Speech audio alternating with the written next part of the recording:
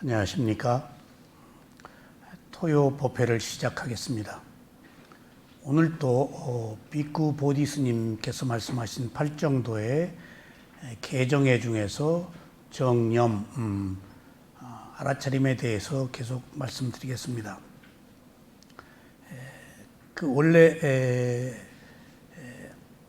네 가지 알아차림을 확립한다는 것을 사티파타나 수타라고 합니다. 근데 네 가지 알아차릴 대상이 신수신법입니다. 근데 그 신수신법, 몸, 느낌, 마음, 법을 어떻게 할 것이냐, 알아차려라. 그래서 그 팔정도의 가장 중요한 덕목이 알아차림입니다. 불교에서 가장 중요한 용어가 법과 알아차림이라는 두 가지 용어가 있습니다. 법은 담마라고 그러는데 진리라는 의미가 있습니다. 또 사자를 진리라고도 하죠. 근데 불교에서 말하는 법, 진리라는 뜻은 있는 그대로라는 말입니다. 완전히 새로운 용어입니다. 우리는 무엇이든지 자기 기준으로 고정관념을 가지고 선입관으로 대하기 마련인데 그러지 말고 그냥 있는 그대로의 대상을 알아채라. 그런 의미에서 담마는 있는 그대로라는 뜻이고 법이라는 뜻인데 그 있는 그대로라는 뜻을 첫 번째는 대상이라고 합니다. 대상. 그러니까 대상의 법이 있고 그 대상의 법을 알아차리면은 진리의 법, 무상고무아의 법이 드러난다 했을 때 그러면 그 있는 그대로 알아차릴 대상이 무엇인가 라고 할 때는 몸, 느낌, 마음의 대상, 법이라고 부처님이 선언을 하셨습니다. 그래서 지난 시간에 이어서 계속 그 알아차림에 대해서 말씀을 드리겠습니다. 자, 지금 정념이라고 하는 알아차림이 반려의 뜻은 사띠라고 합니다. 사띠는 첫 번째는 기억, 두 번째는 알아차림입니다. 그리고 주시, 겨냥, 마음챙김, 새김, 다양하게 번역하는 사람에 따라서 조금 다릅니다. 또 제일 처음에 미얀마에서 위파사나 수행을 들여오신 저희 스승은 처음에 사띠를 관찰이라고 번역을 해서 초기 멤버들은 관찰이란 말을 사용했습니다. 제가 미얀마에서 한 5년째 됐을 때 통역한테 제의했어요. 관찰이라고 하지 말자. 뜻이 틀리지는 않았는데 뭘 분석하는 게 아니다, 사띠가. 그냥 있는 그대로 놓고 보는 것이기 때문에 분석하려고 그러면 개입을 해서 결론을 얻으려고 그런다. 그러면은 사띠의 뜻이 왜곡된다. 그래서 그냥 우리말로 쉽게 알아차려, 정신 차려, 속 차려 라는 뜻으로 알아차림이라고 쓰자. 그래서 제가 바꾸어서 알아차림이라고 처음 쓰자고 해서 일부는 알아차림이라는 말을 쓰기도 하고 또 일부는 또 정원법사가 마음챙김이라는 조어를 만들어서 사용해서 그분은 또 지면이 있으니까 번역하는 분들한테 마음챙김이라고 쓰자 해서 강목 스님이나 이런 분들이 동의를 얻어가지고 또 마음챙김으로 쓰고 있고 또 독일 가서 공부하신 또 교학자 한 분께서는 새김이라고 또 쓰시고 그러니까 다 각기 다르게 쓰는데 모두 그것을 알아차림이라는 뜻으로 이해하고 들어주시기 바랍니다. 그러면 그 사띠라는 알아차림이 첫 번째가 기억인데 뭘 기억해야 하나요? 기억은 우리들의 오온에서 색수상 행식할 때 상이 기억입니다. 수, 느낌, 상은 기억, 이미지네이션, 고정관념, 표상작용, 다양한 형태로 쓰입니다. 그러니까 과거를 기억하는 것도 그 기억이에요. 근데 사띠에서 기억하는 그 기억은, 사띠는 상의 기능이 아니고 행의 기능입니다. 수상행할 때 행인데 깨끗한 마음의 작용이라고 그래서 청정한 마음, 계율이 있는 마음, 열반의 마음, 그런 의미로 행에 속합니다. 알아차림이. 마음 아니에요. 마음은 식, 대상을 아는 기능인데, 사띠, 알아차림은 행이에요. 근데 행의 첫 번째 사띠가 일이 기억이란 말이에요. 그러면 상이 과거를 기억하는 것하고는 달라요. 그러면 사띠라고 했을 때 그 기억은 뭔가? 이게 주석서 해석이 분명히 그렇게 자세하게 밝혀져 있진 않아요. 기억이라고만 돼 있지. 근데 제가 주석을 붙이건대 알아차리라는 것을 기억하는 의미에서 기억이라는 뜻입니다. 그것을 현전하는 기억이라고 그래요. 지금 가장 어려운 게 알아차림이거든요. 알아차릴 수가 없어. 깨어서 대상을 지켜보는 것인데, 그러니까 우리가 보통 봐요. 근데 선입관을 가지고 고정관념으로 보잖아요. 자기 견해로 보잖아요. 그런 거 없이 그냥 있는 그대로 놓고 보는 것을 알아차림이라고 그래요.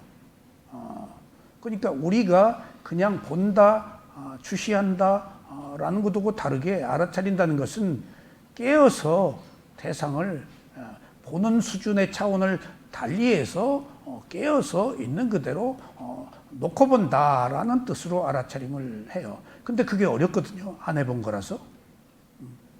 그래서 그 알아차림의 기억이 알아차리지 못하는 것을 기억해라.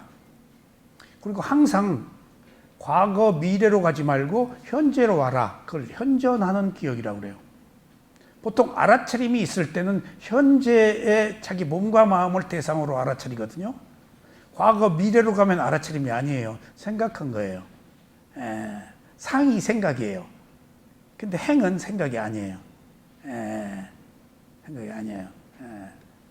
그러니까 그런 의미에서 알아차리지 못하는 것을 알아차리는, 기억해서 알아차려라 하는 의미의 그 기억이란 뜻도 있고, 그러면은 알아차리지 못했을 때 알아차리라는 것을 기억한다는 의미는 어떤 마음의 상태일까요? 알아차림 자체가 원래 깨끗한 마음이에요. 계율이 있는 마음이고 청정한 마음이에요. 믿음과 함께 알아차림이 있어요. 노력과 함께도 있고. 이게 독특한 단어인데 뭘 기억해? 알아차리지 못하는 것을 기억하라는 의미의 기억과 함께 또 추상명사로 선한 마음을 기억해서 가져와라, 그런 의미가 있습니다. 계율을 지켜라 라는 의미도 있고요. 알아차리는 순간 본뇌가 차단이 돼요. 깨어서 대상을 있는 그대로 지켜보기 때문에, 그러니까 선입관을 가지고 보지 않기 때문에, 그런 의미에서 불교의 모든 법문을 하나로 아우를 때 그것을 알아차림이라고 하는 이유가 거기 있습니다. 뭘 알아차릴까에서는 신수신법 사념초고 그 시작은 알아차림이에요. 그러니까 알아차리지 못할 때 항상 알아차리라는 것을 기억하는데, 그 알아차리라는 그 기억이란 뜻이 선한 것을 기억해서 가져와라.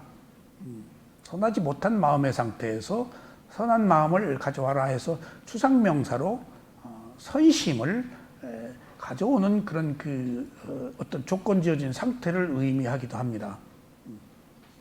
그래서 이 알아차림이라는 것이 또 보통 조금 그 광범위하게 쓰이는데, 우리가 팔정도의 8가지 그 계정의 그 덕목을 앞에 쌈마, 바르다, 정확하다, 분명하다 라는 뜻으로 쌈마라고 빨리어는 씁니다. 그러니까 바르다라고 할 때는 정확하다, 분명하다, 확실하다가 바른 거예요. 그럼 정확히는 현재로 와야 돼요. 과거 미래로 가면 안 돼요. 그래서 8가지의 바를 정자를 써서 그 바르다는 것이 팔정도의 8가지의 다 바르다는 뜻으로 쓰여 있는 그 바르다는 것을 교학에서는 바르다, 정확하다, 분명하다로 사용하고 있는데 수행자들은 달리 사용해요. 그러니까 수행자들이 사용하는 언어와 교학자들이 사용하는 언어가 조금 달라요. 그러면은 교학자들은 쌈마라고 해서 바르다라고 사용하는 언어를 정확하다, 분명하다라고 사용하는 언어를 그 정을 바르다라는 그 뜻을 수행자들은 그 정을 뭐라고 해석할까요? 알아차림이 있는 이라는 뜻으로 써요. 이게 알아차림이 정견 하면 알아차림이 있는 견해. 정사유 그럼 알아차림이 있는 사유. 정어 알아차림이 있는 말. 그런 의미로 팔정도에 바르다는 뜻이 알아차림이라는 의미를 가지고 있어요. 그러니까 확 여러분들이 조금 그 정신이 날 거예요. 알아차림이 얼마나 중요하다는 것. 그래서 그 알아차림을 이해할 때 오늘 이제 알아차림에 대해서 마지막 말씀을 드릴게요. 알아차림이 이렇게 복잡하고 가장 중요하고 모든 것으로 통하는 관문이에요. 알아차림이 있으면 수행이고 알아차림이 없으면 수행이 아니에요. 알아차림이 있으면 법이고 알아차림이 없으면 법이 아니에요. 그러니까 우리가 흔히 말하는 이 세상에 법이 아닌 게 없다라고 말할 때 그거 너무 막연해요. 표현이 잘못된 거예요. 그것은 창조주가 모든 것들을 만들었다는 어떤 신과 인간의 관계에서 어떤 조물주 그 모든 것을 그 뭐 역사했다는 의미로 해석될 위험이 있어요. 그렇지 않아요. 사나수에는 불교에서는 부처님은 그런 가르침을 인정하지 않으니까 12연기에서 이미 신을 부정하니까 모든 게 원인과 결과다 주권지어진 것이다. 특정한 모든 것들을 주도하는 특정한 초월적 존재는 없다라고 이미 12연기 안에서 완벽한 지혜로 다 밝히셨기 때문에 그러면은 그 알아차림이 있는 이란 의미의 그 팔정도에서 그 말하는 정이 모든 것들을 아우르기 때문에 그 알아차림을 이해하기 위해서 조금 더 깊게 들어가면은 알아차림 하나 가지고는 수행이 되지도 않을 뿐더러 이해하기가 어려워요. 그럼 알아차림을 바르게 이해하기 위해서 꼭 여러분들 기억하세요. 오근을 알아야 돼요. 오근. 알아차림이 안 돼요. 알아차릴 수가 없어요. 여기서 저기 세 걸음도 못 알아차려요. 일어남고 지금 호흡을 알아차리려고 몸으로 갔는데 서너 번 보기 힘들어요. 이렇게 알아차림이 어렵단 말인가. 우리 마음은 늘 떠돌고 자기 멋대로 하고 살아와서 어딘가에 조금 마음을 기울이려고 그러면은 안 붙어 있어요. 자기 감각적 욕망을 충족하는 것은 날밤 새워가면서 붙죠. 근데 깨어서 청정하게 대상을 지켜보는 알아차림의 상태는 마음이 허락을 안 해요. 가서 붙으려고 안 해요. 그렇게 어려운 거예요. 그래서 수행이 알아차림이 있어서 수행이 시작되는 것이라고 한다면은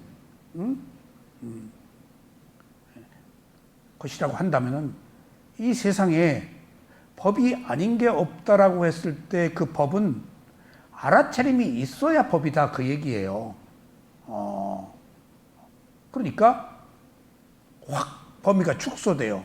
그러니까 법도 알아차림과 함께 있을 때 법이지. 그 다음에 그 알아차림은 개정회와 함께 있어야 되고, 그 다음에 알아차림 자체도 알아차리지 못하기 때문에 기억해서 항상 그 마음을 현재에다 갖다 놓아라 하는 복합적 의미가 있어요.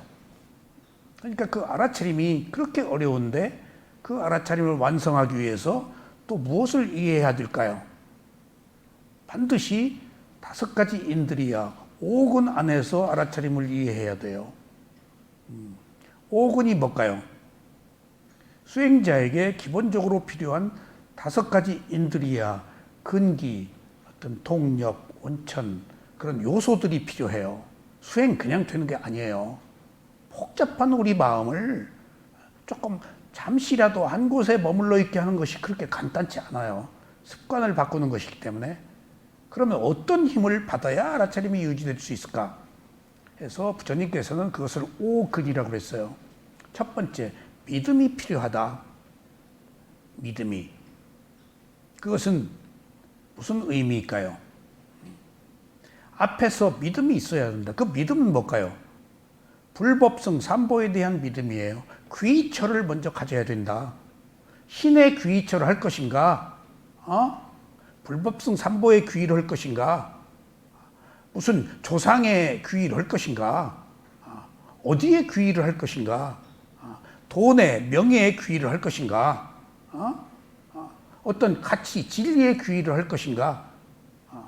해서 출세간의 윤회를 끝나고 위없는 깨달음을 얻은 부처가 발견한 것이 3가지 대상에 귀의하라라는 말씀에 그게 믿음이에요. 첫 번째, 붓다에 귀의하라. 이때 붓다에 귀의하는 이 붓다는 무엇을 말하는 것일까요? 붓다가 무슨 말이죠, 은혜 씨? 깨달은 자, 아는 자, 뭘 알아? 불법성 삼보를 아는 자. 그래서 무상고무화를 아는 자. 그래서 집착이 끊어져서 윤회가 끝난 자가 깨달은 자예요. 그러면은 깨달은 자라고 붓다라고 말하는 깨달은 자는 고타마 시달타라는 어느 특정한 인물을 지칭하는 이야기일까요? 보편적으로 그 깨달음에 이른 자를 통칭하는 언어일까요? 후자입니다. 그 붓다가 25분이고 그리고 그 깨달아 아라한이 되면 그게 붓다예요. 어느 의미로. 그래서 그 고타마 시달타 같은 그 붓다는 삼마 삼붓다 그래서 위없는 깨달음을 얻은 자, 스스로 깨달음을 얻은 자라고 그래서 그 붓다를 삼마 삼붓다라고 그래요. 삼마 삼붓다. 붓다의 종류가 보통 3가지로 나누는데 또 저희 어떤 스승은 또 4가지로 또 나누어서 그건 내가 못 들어본 이야기인데 조금 그건 한번 질문을 해봐야 되겠어요. 두 번째 붓다. 그러니까 고타마 시달타를 말하는 특정한 인물을 말하는 게 아니에요.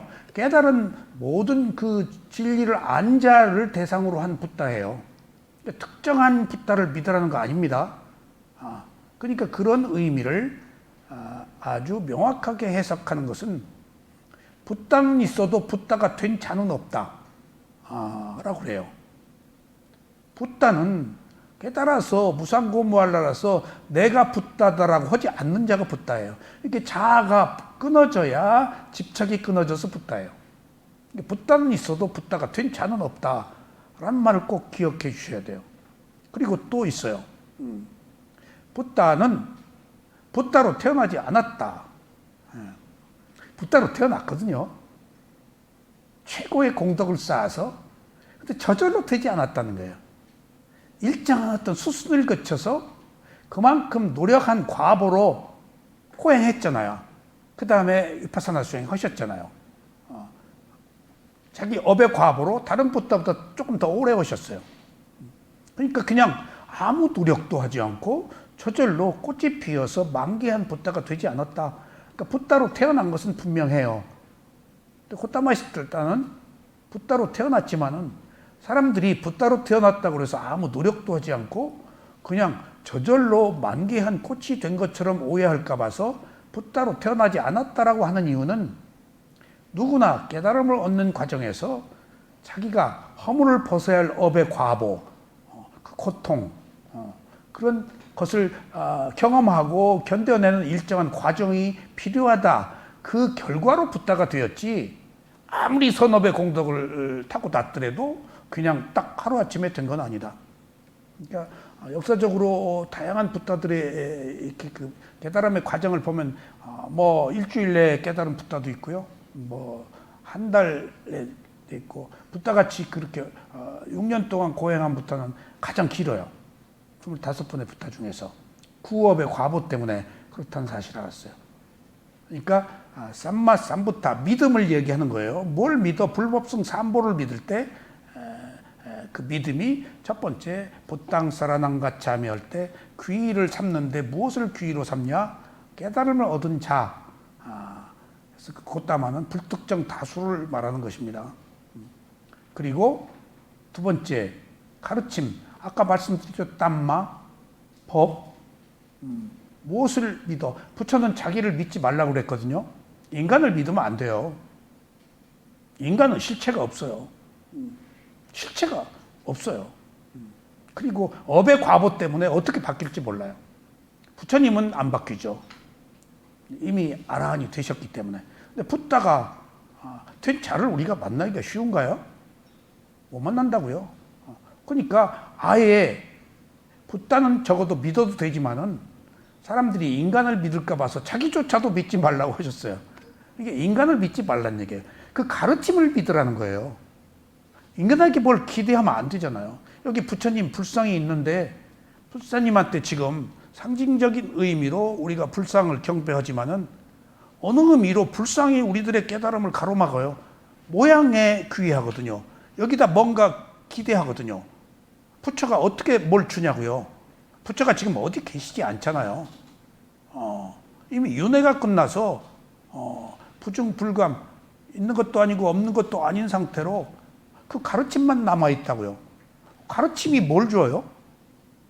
가르침이 취직시켜줘요? 가르침이 돈 벌게 해줘요?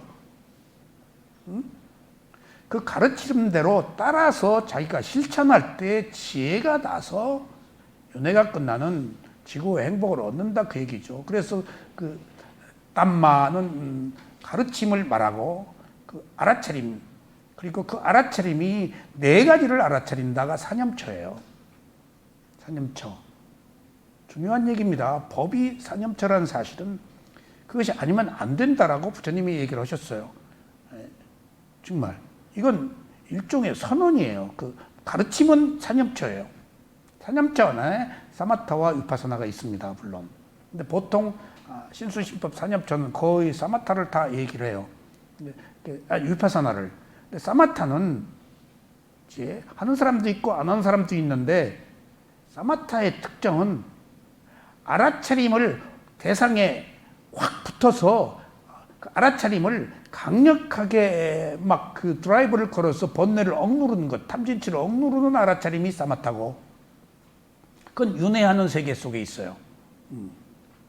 그리고 위파사나 수행의 알아차림은 번뇌를 억누르지 않고 놓고 말려요. 놓고 말려요.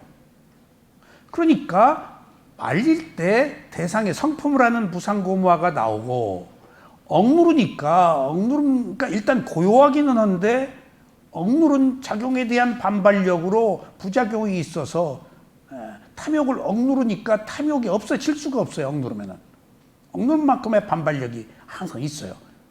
근데 위파사나는 억누르지 않고 객관화시키고 위파사나 자체가 분리해서 알아차리는 수행이 되기 때문에 번뇌를 말리니까 증발돼 버리는 거야. 근데 억누르면은 이게 잔재가 남아 있어. 안 없어져요. DNA는. 업의 과보는 없어지기 어려워요. 그러니까 그 차이예요. 어떤 알아차림을 할 것이냐 해서 사념처가 네 가지 알아차릴 대상이 위파사나 수행의 알아차림과 사마타 수행의 알아차림이 다르다. 그것이 집중으로 드러나요. 개정에서 정으로. 그러니까 근본 집중을 해서 대상과 하나가 되는 것은 우선 억눌러서 내가 좀 살고 보자. 그래서 거기서 신통지가 나오고 초능력이 생기고 하는 그런 힘을 받긴 하죠. 사마타에서. 위파사나는 그 대신 지혜예요. 사마타에서는 윤회하는 세속의 알아차림이고 위파사나는 억누르지 않기 때문에 출세간에 지혜가 나서 윤회가 끝나는. 그래서 여기서 주목해야 될 것은 사마타 수행에 알아차림이 있을 때는 애욕, 애욕이 있을까요? 없을까요? 있으면 안 돼요. 억눌러서 보이지가 않아야 돼요. 근데 숨어 있어요. 숨어 있다고요. 예. 수행 두 가지의 특징을 말씀드리는 거예요. 근데 위파사나 수행은 애욕이 있을까요? 없을까요? 예? 분야짜리님. 예? 예? 예? 왜 있지? 대상으로 보니까 뭘 없애려고 하시니까 그냥 놓고 봐. 지혜가 나서 스스로 없어지는 것이지 없애려고 그러면 반발력이 있다고. 그러니까 부처님의 마음이 기리야 찌따라고 그래서 뭐냐? 단지 작용만 하는 마음은 위파사나의 마음이에요. 억누르지 않고 놓고 보는 거예요. 번뇌를 말리는 마음이에요. 개입하지 않고 지켜보는 마음이에요. 예. 그러니까 위파사나 수행에서는 번뇌가 함께, 애욕이, 탐진치가 함께 가요. 그래야 진짜 없어진다고. 여기서 우리가 현실적으로 어떤 문제를 대함에 있어 강력하게 드라이브를 걸어서 차단하려고 그러면 뭔 일이 더 안 된다고요. 몸과 마음이 긴장하니까. 근데 위파사나 수행은 개입하지 말아라, 놓고 봐라 하는 얘기는 그냥 건드리지 말고 종기에 썩나니까 그냥 놓고 봐라. 그래서 보는 힘이 커져서 자연스럽게 이쪽에 힘이 넘어왔을 때 있는 탐진치가 스스로 소멸하도록 조건을 성숙시키는 것이지 개입해서 난도질 해가지고는 결코 될 수가 없다. 그래서 세속과 출세관이에요. 그게 출세관의 그 가르침이 위대하다는 것이 출세관에 위파사나가 있기 때문에 출세관이 그 위대한 거예요. 개입하지 않기 때문에, 놓고 보기 때문에. 그러니까 우리가 무슨 일을 행함에 있어서 강력하게 드라이브를 걸어서 하면 안 돼, 안 돼, 안 돼 라고 할수록 더 하고 싶어요. 나 죽어야지, 죽어야지. 이모님은 그런 얘기 가끔 또 하시는지 모르겠는데, 아니 나 죽어야지, 죽어야지. 그 말은 뭔 말인 줄 아세요? 나 살고 싶어, 살고 싶어. 그 얘기예요. 지금 죽음이 두려워서 죽겠다고 푸념하는 것이지 그 마음의 진실은 살고 싶은 마음을 강하게 드러내는 거예요. 죽고 싶은 사람이 세상에 어디 있어요? 비정상이지. 우울증 걸린 사람도 아니고. 그런 의미에서 그 바사나 수행의 그 알아차림이라는 의미가 다르다. 그래서 불법승 삼보의 첫 번째는 붓다고, 두 번째는 붓다. 그러니까 그 부처님 붓다. 그 다음에 붓다가 또 누가 있죠? 빠졌까 붓다, 벽집을 스스로 깨달음을 얻고 12연기의 원인과 결과를 알아 연각이라고도 하고 스스로 깨달음을 얻은 붓다. 근데 스스로 깨달음을 얻는 붓다인데 이게 삼마삼붓다와 빠졌까 붓다, 벽지불의 차이는 뭘까? 벽지불도 스스로 깨달음을 얻고 삼마삼붓다, 고타마시다르타 같은 붓도 스스로 깨달음을 얻어. 근데 벽지불은 위 없는 깨달음을 얻지 못해. 삼마삼붓다는 다 알아. 그냥 누진통, 오신통의 여섯 번째 누진통까지 가서 모르는 게 없어. 모르는 게 없다고 그냥 금방 아는 게 아니야. 숙고, 마나시카라, 숙고하면 알아. 근데 그렇게 많이 숙고할 필요가 없어. 뭐로 다 복잡하게 숙고해? 다 알아서 뭐해. 필요한 것을 숙고하면 다 지혜가 나요. 필요한 것을. 그리고 부처님 말씀에 의하면 무색계 가마득히 오랜 세월 동안 범천에 사는 천신들이 와가지고 내가 언제적 부처 시대의 생명인데 그 시대 얘기를 해준대. 그때 부처님 말씀에 이게 그래서 아는 경우도 있다라고 하셔야. 이게 다 아는데 다 알 필요가 전혀 없어요. 이게 중요한 사실이에요. 한 인간의 몸과 마음에 관한 것 아니면 말을 안 한다고 하셨어요. 왜냐하면 해탈이 목적이기 때문에.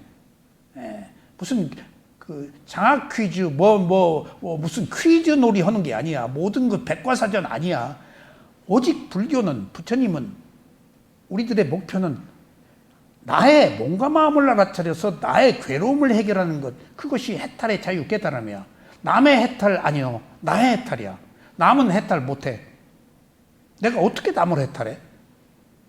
인과의 문제에 있어서 나한테로 포커스가 맞춰질 때 그게 유일하게 가능한 거예요. 내가 분야짜리님, 분야님 아무리 법을 주어도 부처님이 여기 와서 얘기해도 본인이 안 받아들이면 안 돼. 그걸 받아들여서 자기가 실천할 때, 그러니까 결국은 자신의 문제예요. 그게 12연기 안에서 업자성정견이에요. 자기가 지은 업대로 받고 업대로 결과를 얻는다. 이게 진리예요.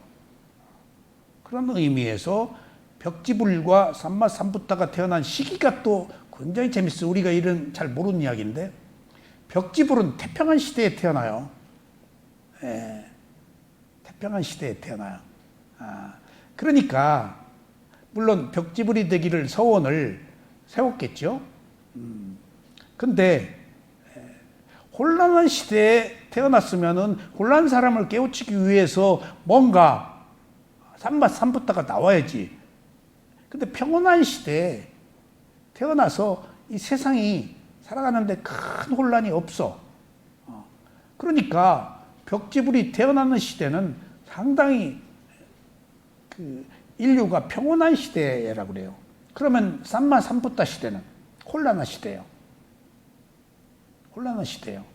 반드시 나서서 출구를 열어줘야 돼. 예. 그런 차이로 놓고 본다면은 난세에 영웅 난다고 춘추시대의 공자, 전국시대의 맹자, 그러니까 뭐 우리 외적 침입을 많이 받았을 때 구국의 영웅이라고 이순신 장군이 나왔듯이 뭔가 어려움 속에서 뭔가 그 뜻을 이루었을 때 그 가치, 퀄리티가 더 빛나는 거 아니겠어요? 그런 의미로 벽지불과 그 삼마삼부타의 차이는 조금 다릅니다. 그리고 세 번째는 성문이라고 우리가 알고 있는데, 사리불 목련존자 같은 소위 말하면 공덕을 쌓은 그 사람들, 우리도 성문입니다. 아라한이 되면 부처님의 가르침을 듣고 깨달은 자. 근데 스스로 깨달음을 얻은 자는 아니죠. 그리고 위 없는 깨달음을 얻은 자도 아니고. 근데 삼마삼부타나 아라한이나 또 파제카부타나 똑같은 것이 있어요. 성문도 탐진치가 소멸한 것, 윤회가 끝난 것은 똑같아요. 앞에 두 가지는 달라요. 부처님은 다 알고 다 해결했지만은 벽지불은 스스로 깨달음을 얻었지만 위 없는 깨달음을 얻지 못했지.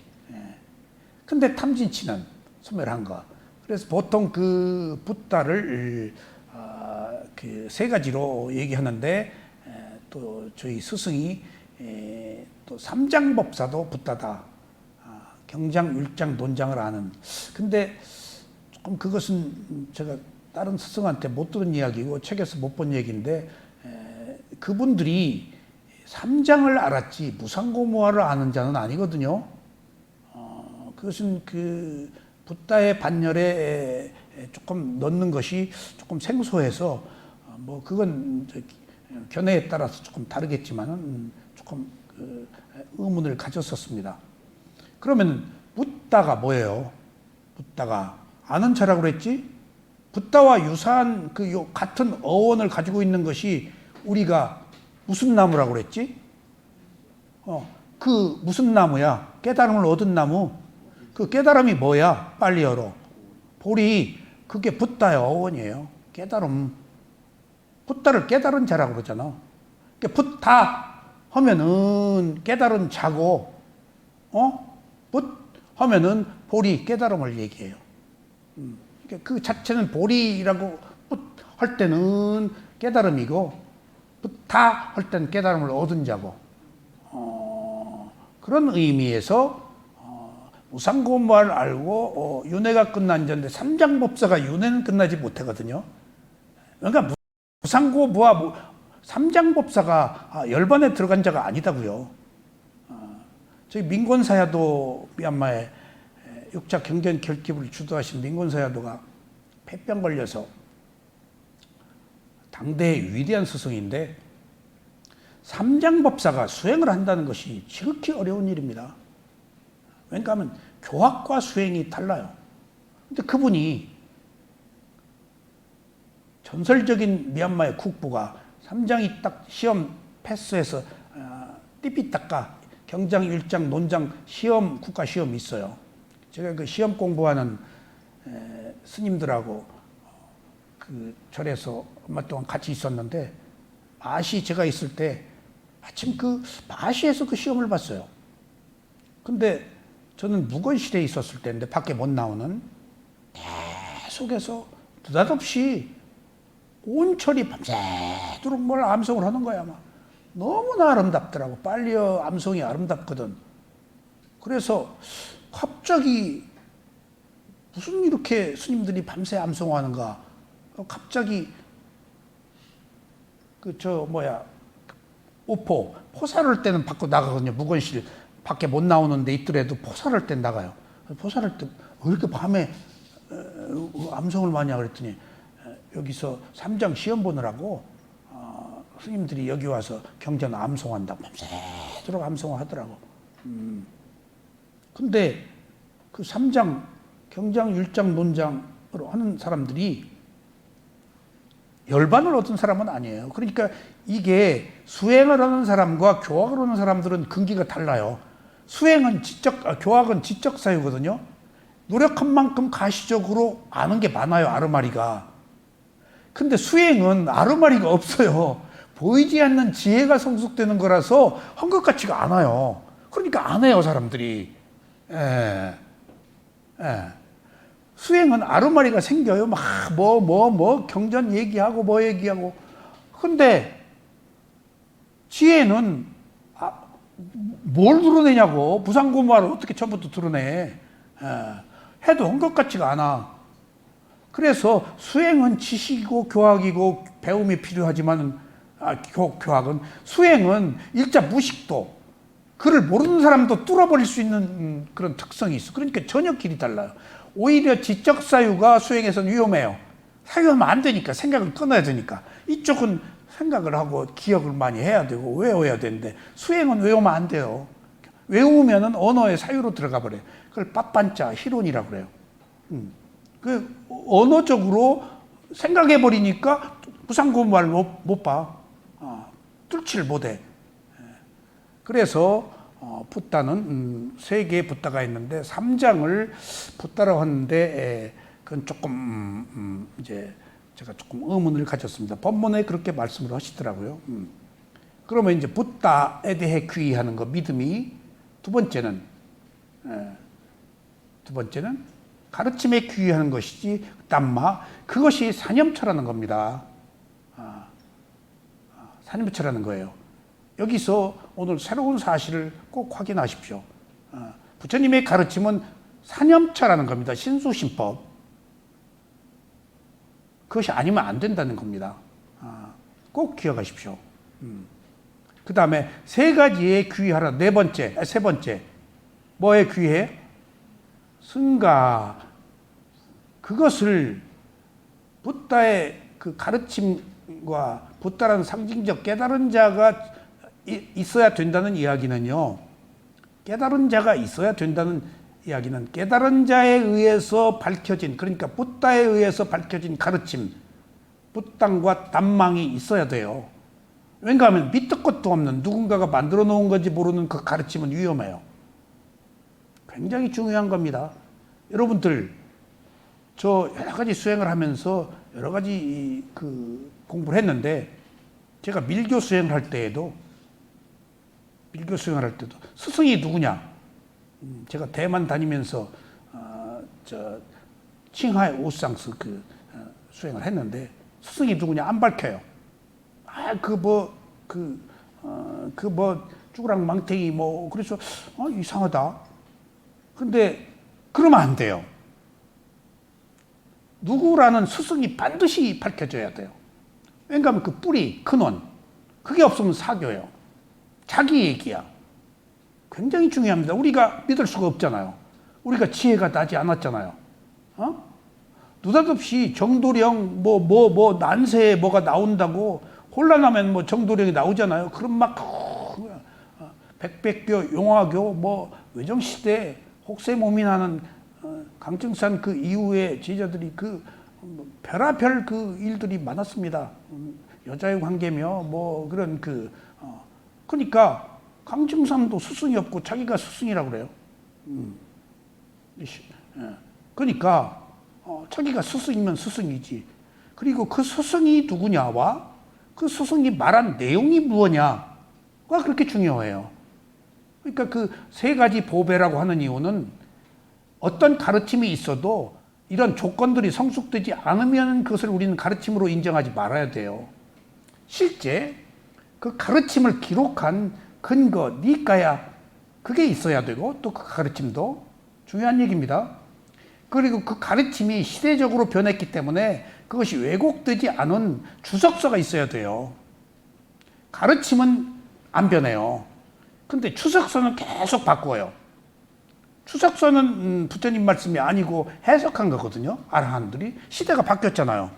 그리고 부처님이 넓은 의미로 깊은 얘기를 하셨지만은 우리는 모르잖아요. 부처님의 그 깊은 뜻을, 존재의 특성을. 그러니까 아라한들이 계속 거기다 살을 붙여요. 법구경이네 뭐네 그 개송도 부처님이 개송만 얘기했어요. 근데 아라한들이 신통이 있어서 다 누가 어째서 다 추석에 붙여서 우리가 지금 그 언저리의 그 내용을 파악하고 있는 거예요. 그리고 쌍유타 니까에서도 천신들하고 부처님하고 와서 질문하고 대화하는 내용이 있죠. 드러난 바로는 무슨 말인지 우리 잘 이해 못해요. 근데 신통이 있는 아라한들이 부처님이 하신 그 말씀을 풀어서 추석에다가 우리가 설명을 다 해줘요. 그게 어떤 사람이 무슨 일로 어떻게 죽어서 천인으로 태어나가지고 어떤 조건으로 지금 부처님한테 와서 얘기한다. 그러면 앞뒤를 다 이야기하니까 이 천인은 왜 이런 질문을 하고 저 천인은 왜 이런 질문을 하고 그 언저리의 내용을 이해할 수 있으니까 그 뜻이 이해가 되는 거예요. 질문하는 사람들의 내용이 다 달라요. 그것을 한결같이 부처님이 적절하게 답변을 해주세요. 그러니까 위 없는 깨달음을 안 자예요. 모르는 게 없는 자고 다 무진통으로 다 그 사람의 과거생을 보니까 가장 합당한 법문을 해주세요. 함에도 불구하고 다 부처님의 제자가 되었느냐? 그렇진 또 않아요. 인연이에요. 가장 최적의 법문을 주어서 거기까지 갔어도 만났어도 제자 안 된 사람들 많아요. 그런 것들을 우리는 인연이라고 그래요. 손에 왔다고 그래서 그 내 거 아니에요. 선업의 공덕이 부족한 거예요.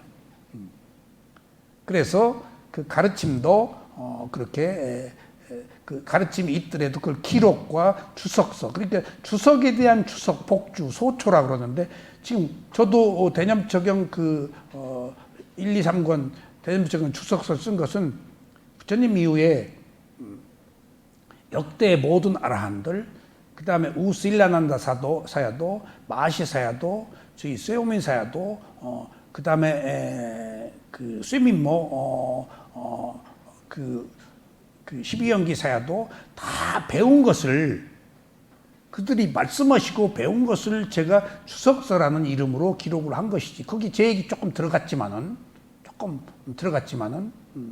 그러니까 추석은 조금 자기 자의적인 해석이니까 경전을 바꾸면 위험하지만 추석은 누구든지 얼마든지 얘기할 수 있어요.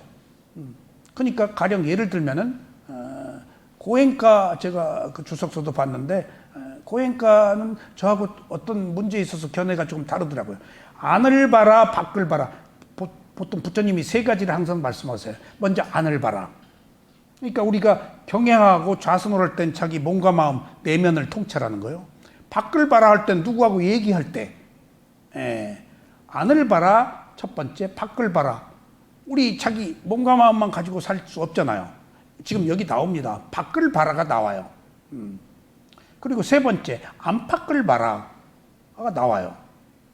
근데 맛이 그 우스일라난다 사야도나 주석서를 보니까 그 다음에 고엔카가 주석한 걸 그 인도 사람인데 미얀마에서 오바킹한테 수행 배워서 인도에 가서 굉장히 전법을 크게 펴고 세계적으로 자기 그 조직을 많이 만들어 놨어요. 딱 프로그램이 거긴 돼 있어요. 부인이 있어요, 고엔카가.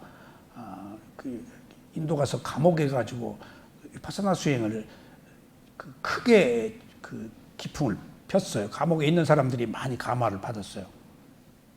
근데 그 고행가가 안을 봐라 밖을 봐라 할 때 안도 보고 밖도 보고, 그게 조금 안도 보고 밖도 보고, 그 말이 맞지, 안팎을 보니까. 근데 제가 마음 보는 수행을 한 뒤에 마음으로 본다, 노팅하는 것을 워칭하는 게 안팎을 보는 거예요. 그러니까 가령 예를 들면 운전할 때 안팎을 다 보는 거예요. 안을 보고 밖을 보고 라고 해석할 수도 있어. 근데 구체적으로 얘기하면 마음으로 보는 거야. 마음으로는 다 들어와, 여기에. 빠리묵강 전면에. 그럼 전부가 다 보여, 안팎이. 이거구나. 근데 마음 보는 수행을 잘 모르니까, 누가 한 사람이 없으니까, 미얀마에서 쇠오민 사야도 오만하고 모국사야도도 마음 보는 수행을 하셨는데, 모국사야도의 지자들이 마음 보는 수행에 대한 지도는 또 안 하세요. 쇠오민 사야도 딱 제자 한 명 두었어요. 우대전이야. 제가 그 쇠오민 사야도고 딱 한 명 그 제자 우대전한테 마음 보는 수행을 배웠어요. 그러니까 안팎을 본다는 것이 노팅하는 걸 워칭해요. 워칭하면 제3의 시각으로 워치타워, 파수대 지켜보는 시각이 생겨요. 다 보여요. 그냥 여기서 이거구나. 그래서 제가 주석을 쓸 때 안팎을 보라라고 할 때, 설명할 때는 안도 보고 밖도 보고라고 쓰기도 하고, 두 번째는 마음으로 알아차린다 라고 쓰기도 했습니다. 그래서 그 가르침이라는 게 사유천대 그 내용이 좀 다르다. 그다음에 주석서도 있고, 그다음에 그 직접 그 붓다가 하신 말씀도 굉장히 중요하다. 왜냐하면 시대적으로 왜곡되니까. 그런 의미에서 왜곡되지 않아야 되는데, 왜곡되면 본질이 그 본말이 전도돼 버려요. 그래서 인도에서 그 불교가 없어진 이유도 그 자이나교다 멍교 다 지금 남아 있잖아요. 근데 그거보다 더 수승한 가장 위대한 붓다의 가르침이 왜 없어졌어요? 힌두이즘하고 접목돼 버려서 그 특성이 없어져 버렸어요. 그러니까 불교를 믿을 이유가 없어요. 힌두교 신으로 흡수돼 버렸어요. 그러니까 관세음보살, 지장보살 뭐 이런 거 재생이 환생이 되고 하니까 부처님의 가르침에 가장 중요한 특색이 사라져 버린 거예요. 스리랑카, 미얀마, 태국에 가서 그 오리지널 붓디즘이 남아 있어서 지금 우리들에게 다행히 전해져 왔지만은, 우리는 인도에서 중국 통해서 받은 대성이 있는데 이미 힌두이즘화 돼 가지고 불교의 색깔이 상당 부분 훼손돼 있어요. 그래서 주석서를 봐야 된다는 얘기예요.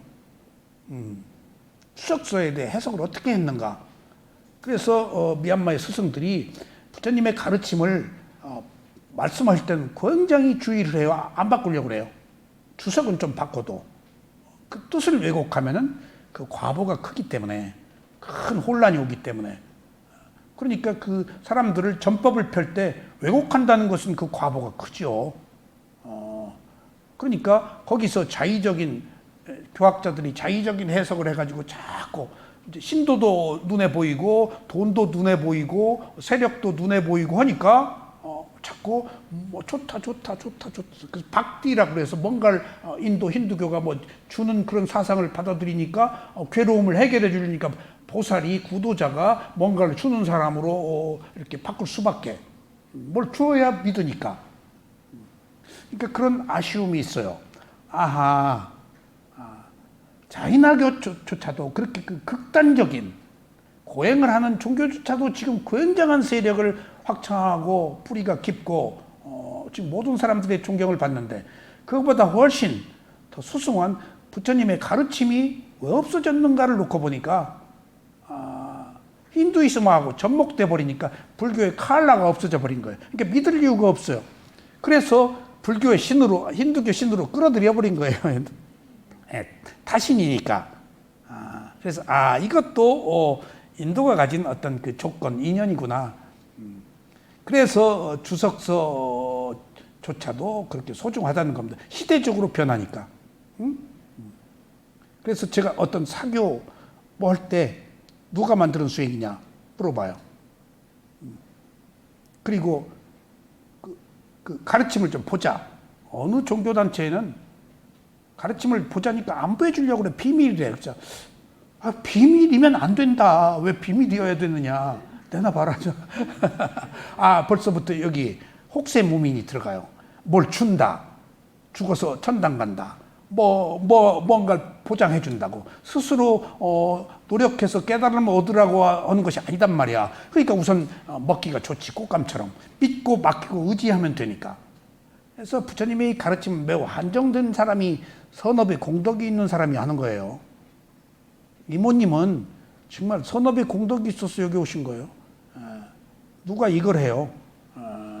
자기가 노력한 만큼 오는 결과에 대해서 사람들이 노력한 것은 조금이고 더 많은 것을 얻으려고 한단 말이에요. 그러니까 노력해서 안 되니까 믿고 맡기고 의지하는 거예요. 편하니까.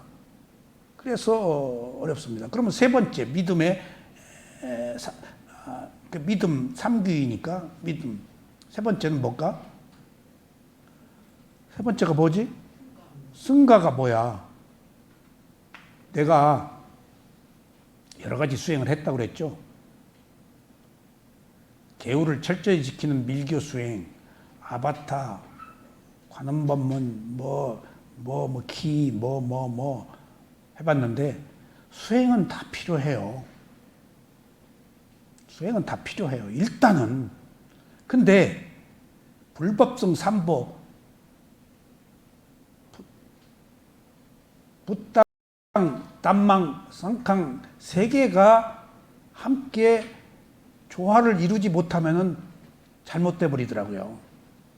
내가 계율을 중요시 여는 곳에 가서 수행을 했는데 아주 좋았는데, 너무 지나치게 계율을 주장하니까 어떤 배타적인 것, 그런 것 때문에 이게 문제가 있다.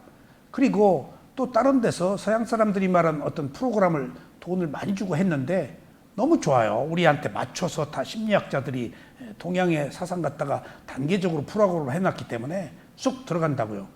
근데 거기는 또 계율이 없으니까 도방길이 또 뿔라내지더라고.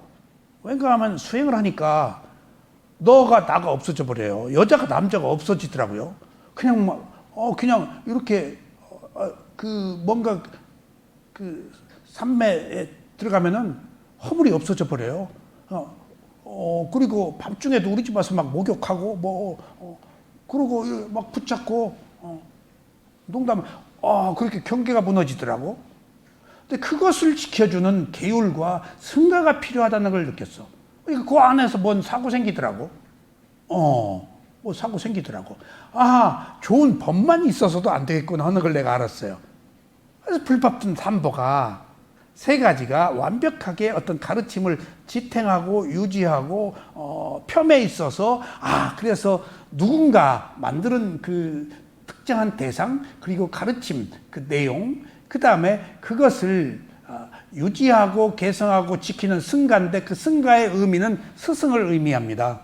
스승. 그러니까 교육을 받은 이미 앞서서 경험한 스승이 이끌어주지 않으면 안 돼요. 그래서 불법성 삼보는 그 스승을 얘기해야 돼요. 스승이 없으면 안 돼요. 절대. 스승이 없으면은 쌈부타 벽지불이에요. 근데 사리불 목련존자도 스승에 의해서 깨달음을 얻었잖아요. 우리는 그런 공덕이 없으니까 반드시 스승은 필요해요. 이미 부처님은 가셨잖아요. 그럼 지금 살아있는 내가 직접 체험하면서 배울 수 있는 스승, 그래서 계속 인터뷰를 통해서 내가 유신견을 가지고 고정관념을 가지고 보는 것을 계속 빼주고 또 부족하면 넣어주고 뛰어넘게 해주고 자기 근기에 따라서 다양하게 가이드라인을 펴는 스승이 없으면 불가능해요. 이게 새로운 정신세계이기 때문에. 그런 의미에서 불법성 삼보 세 가지 보배라고 하는 것이 있어야 믿음이 생긴다 그 얘기예요. 그게 믿음이에요. 그러니까 그런 옥은 얘기해요. 알아차림이 왜 부족한가, 어떻게 하면 알아차림을 강화할 것인가에 대한 이야기입니다. 그래서 믿음이 앞에서 있어야 된다. 그러면 믿음 뒤에 이제 뭐죠? 믿음 뒤에 노력입니다. 옥은. 노력, 알아차림, 집중은 실천적 수행의 한 그 복판에서 직접 행위를 하는 요소들이에요. 믿음은 앞에서 이끌어요. 그러니까 수행이 보이지 않게 앞에서 이끄는 것이지 믿음이 없어도 해요. 믿음만큼 수행을 할 수가 있어요. 그렇다고 다 이런 믿음을 가질 수는 없어요. 처음부터 어떻게 불법수산보의 귀예요?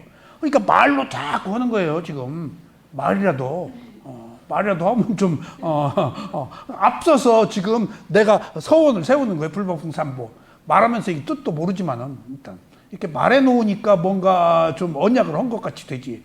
이것은 있으나 없으나인데 있으면 좋고 없어도 어쩔 수 없어요. 보이지 않는 거니까. 근데 실제 보이는 것은 노력이에요. 그리고 뒤에 알아차림, 집중 세 가지가 수행을 하는 거예요. 오근이. 그러면은 이제 노력이 왜 필요해? 노력을 할 수도 있고 안 할 수도 있어. 노력이 무엇 때문에 할 수 있죠? 믿음이 있느냐 없느냐에 따라서 노력을 해요.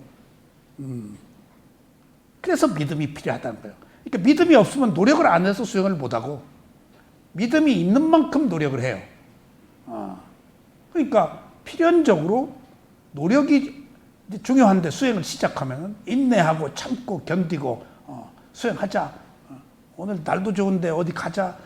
그러지 말고 오늘 한국명상원 가서 수행하자. 하는 것이 노력이거든. 지금 믿음이 이끈 노력이라고. 그래서 믿음이 노력을 이끌어요. 노력이 항상 모든 것에 앞서서 수행을 할 때 전제된다. 근데 믿음이 있는 만큼 노력에 영향을 미친다. 그러면은 노력 다음에 알아차림 뭘까? 알아차림이 안 되는 이유는 뭘까요? 노력이 없기 때문이에요. 조금 더 마음을 서너 걸음도 유지할 정도의 노력을 우리는 기울이지 못해요. 그러니까 찰나생찰나 마음은 계속 일어나기 때문에. 여지껏 우리들이 제멋대로 하는 마음에 지배받고 살아서 그 마음을 정화하는 과정이 수행이에요. 호흡에 뭐가 있나요? 호흡에 붙여서 마음을 길들이는 거예요. 오른발 왼발에 붙여서 마음을 그렇지 않으면 떠다니고 과거 미래로 주로 가 있고 현재로 오지 않고 알아차리지 못하고. 그러니까 알아차리도록 노력하는 것이 없으면 절대 알아차릴 수가 없어요. 그럼 수행은 노력과 알아차림과 그 다음에 알아차림이 지속되는 것이 집중이에요. 세 가지를 수행이라고. 노력, 알아차림, 집중. 세 가지를 황금분일이라고 그래요. 노력이 많으면 안 돼요. 집중이 많으면 안 돼요. 노력이 많으면 들떠요. 부족하면 잠자버리고. 집중이 많으면 졸아버려요. 집중이 적으면 산만해요. 이것을 중간에서 조절해 주는 것이 알아차림이에요. 노력이 많을 때 줄여주고 집중이 부족할 때 많도록 해주고 집중이 또 많아지면 자버리니까 알아차림이 그렇게 중요한 요소들이에요. 균형을 이루어줘요. 노력은 많고 적음이 다 문제이지만 알아차림은 많을수록 적어. 유일하게 알아차림 하나만은. 그래서 그게 중요하고 힘들다는 거예요. 집중도 많아도 안 되고 적어도 안 돼요. 적절해야 돼요. 근데 그것을 모든 것들을 중간에서 적절하게 조율해 주는 것이 알아차림이라는 얘기예요. 그래서 오근이 그렇게 중요해요. 그러면 집중, 노력과 알아차림과 집중이 조화를 이룰 때 마지막에 이제 고요함이 생겨서 집중이라는 것이 고요함이거든요. 집중은 근접산매와 근본산매, 찰나산매 세 가지가 있는데 사마타는 근접산매에 의한 근본산매 대상을 하나가 되어서 억누른다. 비파사나 수행은 찰나산매, 무상고무와 혼란을 보는 거예요. 뒤집어진 걸 보는 거예요. 잘 안 되는 걸 보는 거예요. 무질서를 보는 거예요. 순간순간 무상 자체를 보는 거예요. 그러니까 고요함과는 좀 달라요. 찰나 위파사나 수행은. 그래서 위파사나 수행이 어려운 거예요. 위파사나 수행의 법이 무상을 보는 것으로부터 시작하는데 무상은 고요함하고는 달라요. 같지 않아요. 몸에 여기저기가 쑤시고 아프고 마음은 왔다 갔다 하고 그것 자체가 법이에요. 무상이야. 근데 우리는 그걸 법으로 안 보잖아요. 찰나 산매를 모르기 때문에. 위파사나 수행의 산매를 이해하지 못하기 때문에. 이걸 정확히 알기가 어려워요. 위파사나 수행. 그냥 호흡 보고 몸 보고 해서 그냥 안 되는 거 자꾸 붙이려고만 하지 안 되는 것 자체가 무상이고 그것을 아는 게 위파사나 수행이라는 것을 우리는 잘 이해하지 못해요. 그래서 이제 적절하게 알아차림이 균형을 이루어서 이루어서 잘 들으세요. 이제 마지막 가요. 노력과 알아차림과 집중이 적절하게 유지될수록 단계적인 7청정과 16단계의 지혜에게서 야나, 이해, 지혜, 아는 마음이 더 상승돼요. 그 조건에 따라서. 그래서 이제 바사나수의 찰나산매의 조건들이 점점점 성숙되면 무상고무아라는 빠냐 통찰 지혜가 나와요. 그래서 자 앞에서 믿음이 이끈다. 그 믿음에 의해서 노력만큼 한다. 노력이 있을 때 알아차림이 있다. 알아차림이 지속되는 것도 노력이 함께 있어야 된다. 그래서 노력, 알아차림, 집중이 수행의 기본 요소다. 세 가지가. 그걸 반드시 어떤 그 세 가지 수행의 요소에 황금분열, 3등분해서 적절하게 자기 위치에서 자기 영역을 지키는 것을 최고라고 여겨요. 거기서 지혜가 나요. 거기서 그렇게 세 가지가 적절하게 균형을 이루면서 완성될 때 무상고무아의 통찰 지혜가 나요. 자, 그러면은 보세요. 무상고무아 지혜가 낮네? 그럼 지혜가 낮어. 그러면은 5가지 인들이야 오근이 오력이 돼버려요. 오력. 오근이 오력이 돼요. 5가지 힘이. 그럼 보세요. 이제 마지막. 뒤에 생긴 지혜가 이제 없는 게 생겼어. 근데 이 지혜가 어디로 가서 무엇과 함께 있을까? 믿음과 함께 있어요. 앞으로 가버려 지혜가. 그래서 그것을 경전에서는 빠냐가 이끈다, 지혜가 이끈다라고 그래요. 그럼 왜 그럴까요? 앞에서 우리가 지혜가 이끈다는 것은 무엇을 의미할까요? 김 교수님. 팔정도에서 앞에서 지혜가 이끄는 것을 뭐라고 그러죠? 정견이 이끈다고 그럴 때. 그 앞에서 이끄는 거예요, 그게. 정견이. 앞서서. 이렇게 그게 있는데 그 정견은 반드시 정사유하고 정견이 함께 있는데 그것은 믿음과 함께 있을 때 정견이 돼요. 그러니까 믿음이 많으면은 맹목적이잖아요. 믿음이 부족하면 노력을 할 수가 없고. 그러니까 믿음이 균형을 이루어주는 게 지혜예요. 근데 지혜가 많으면 또 어떻게 될까요? 교만해져요. 그리고 머리 굴려요. 어디 가서 같이 뭐 먹을 때 돈 낼 때 신발 신척하고 뭐 딴점 피고 돈 안 내려고. 그런 사람 이제 옛날에 우리 그랬잖아요. 그리고 수표밖에 없다고 큰 수표 내고. 지혜가 많은 사람이야. 벌써 우리는 수를 다 알지. 그 사람이 항상 그러니까. 이게 재밌는 얘기입니다만은 저희 집안에 유명한 분이 계세요. 근데 큰 죄를 이루셨어요. 학교를 세우시고 그렇게까지 돈이 없었는데, 그러니까 그렇게 하니까. 근데 그분이 우리 집안에 유명한 사람이에요. 수상집에 가서도 돈 좀 있어? 그걸 구워서 부조하는 사람이야. 학교 세운 이사장인데, 농담 아니에요. 그래서 그 아들, 지금 집안 어른이니까 그 아들하고 좀 가까이 함께 좀 우리 그 아들이 이제 우리 집 신세를 좀 졌는데, 그러니까 그 아들은 아버지하고 어떻게 다를까? 내 위에 형인데, 우리 누나 덕을 굉장히 많이 봤는데 언제 만나더니 야, 내 누나 그 비석 해드릴게. 누나 뭐 해드릴게. 그래서 그 뒤에 연락을 한 번 했더니 전화를 안 받아. 그래서 형도 아버지하고 그러니까 좀 그때 그 순간의 마음은 해주고 싶었지. 근데 마음은 변하거든. 그러니까 나는 책임진다는 얘기를 안 해요. 그 순간에 책임질 수가 없어요. 다른 마음이에요. 그러니까 오만이야. 책임진다는 얘기는 말을 하지 말았어야 돼. 그게 과시고. 그러니까 우리는 크게 내 마음이 아닌 거야. 그러니까 그런 사람을 나쁘다고 볼 필요도 없어. 거기서 무상과 무아를 봐야 돼. 자아가 있으면 자기가 헛말 우리 누나 비석 세워주지. 그러니까 내가 2번 전화하다가 연락이 안 되길래 다시 전화 안 했어. 그러니까 하면은 내 나름대로의 판단이 있었기 때문에 그러면 그 형을 내가 미워해? 아니야. 나 그 형 안 미워해. 원래 사람의 마음이 그래. 그러니까 이미 그 형이 우리 누나 돌아갔을 때 비석 세워준 거야. 그 순간에 세워주고 싶었으면 한 거야. 뒤에 마음은 딴 마음이야. 그 마음을 어떻게 책임져? 뿐냐짜리한테 내가 책임질게 믿지 마. 책임지고 싶지. 근데 그때 다른 상황에서 책임을 못 질 수도 있는데 이것이 무상고무화예요. 그러니까 예정되어 있지만 예정대로 되지도 않고 또 그대로 안 되는 거. 그 바뀐 조건을 우리는 수용해야 돼요. 무상고무화하면 뭐든지 집착할 게 없어요. 그런 의미에서 이제 믿음과 지혜가 앞에서 균형을 이룰 때 바른 노력이 이제 된다는 얘기입니다. 그게 오력이. 그래서 오근이 이해될 때 알아차림에 대해서 우리가 바른 이해를 가질 수가 있습니다. 그러니까 알아차림이 안 되는 이유에 대해서 여러분들 아셔야 돼요. 왜 안 되는가? 하지 않던 거예요. 해보지 않던 거예요. 그러니까 현재로 오기를 싫어해요.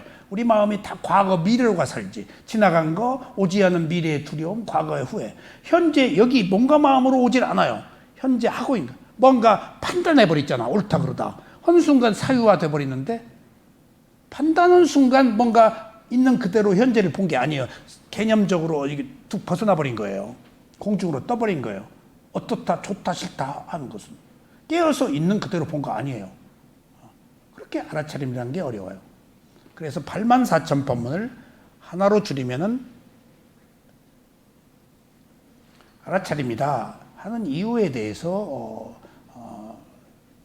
오근과 오력의 그 조화가 알아차림을 결정하는데 매우 중요한 요소로 작용한다라고 이해를 해 주십시오. 자, 그래서 이제 알아차림에 대해서 조금씩 이제 이해에 대한 지평을 넓혔어요. 잘 안 되는 것이다. 깨어 있는 것이다. 우리가 아는 것이 아는 게 아니다. 알아차림이 있을 때 정확히 더 아는 거야. 우리가 알아차림이 있을 때 선입관으로 안 봐. 그렇지 않으면 선입관으로 다 봐. 고정관념으로. 그 순간 밉다 좋다 옳다 그러다 다 해버려. 아니면은 무덤덤 할 때는 어리석음이야. 그냥 귀찮아해. 그런 것들은 아는 게 아니에요. 알아차림이 있을 때 적어도 대상을 정확하게 볼 수 있기 때문에 알아차림이 있는 것을 수행이라고 시작하는 거예요. 대상의 성품을 볼 수 있기 때문에. 자, 이제 교재로 조금 남았으니까 이거 마무리하겠습니다. 부처님은 알아차림의 토대는 청정을 이루도록, 이제 비쿠보디 스님 말씀이세요. 자, 알아차림의 네 가지 토대, 신수신법 사념처는, 사념처가 가르침이라고 그랬죠. 청정을 이루고, 알아차림이 계율을 지키는 마음이라고 그랬죠. 계율을 지키는 청정함이라는 마음이 열반의 마음의 청정이. 청정이 뭐죠? 불교에서 말하는 맑고 깨끗하다. 조금 깊게 들어갑시다. 청정이 뭐예요? 맑고 깨끗하가. 알아차림이 있는 거예요. 청정이 뭐야?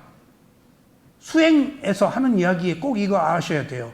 여러분들이 말하는 맑고 깨끗한 것은 어떤 상태일 때 맑고 깨끗해지냐고요. 알아차림 물론 기본이 있고.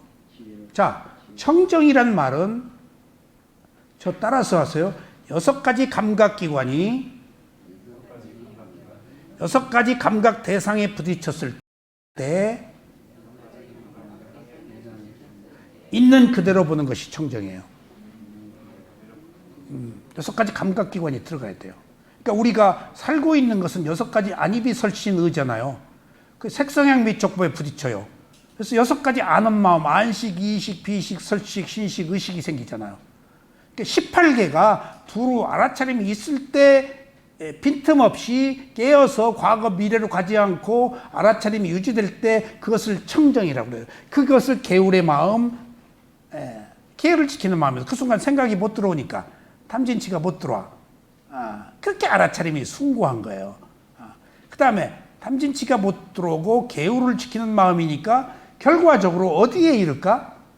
청정한 마음이 지혜인데, 개정해서 계율을 지키는 마음, 청정을 무슨 마음이라고 그러는가 하면은 열반의 마음이라고 그래요. 닛바나에 들어갈 때 청정이 아니면 못 들어가요. 그 닛바나에 들어갈 때 그 청정이 무상고무를 알아서 완전히 집착이 끊어진 상태예요. 그러니까 어떤 선입관이 개입이 안 되니까 놓고 보고 그대로 보니까 자기 자의적 판단과 해석이 배제되니까 그냥 그대로 보니까 내가 여기 지금 개입을 안 한 거예요. 사물에 대해서. 그냥 있는 그대로 보니까 내가 무상고무화가 드러났어.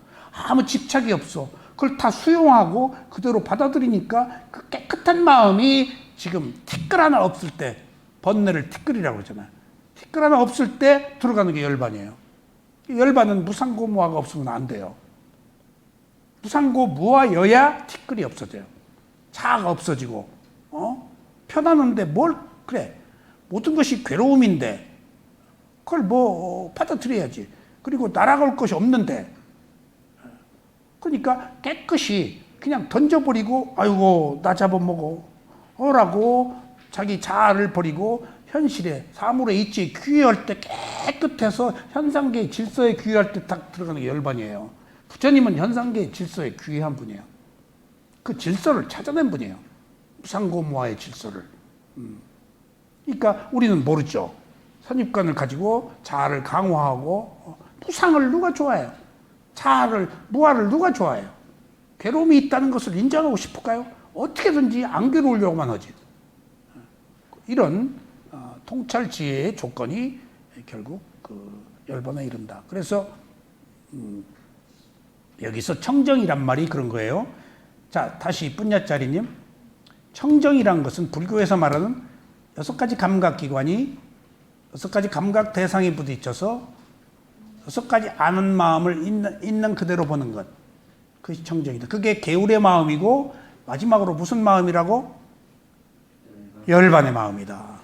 그렇게 지금 여기서 오른발 왼발 일어남 꺼짐 호흡을 보는 순간 이게 개울을 지키면서 열반으로 이끄는 마음이 여기서 조성되고 시작되는 거. 근데 우리는 모르죠.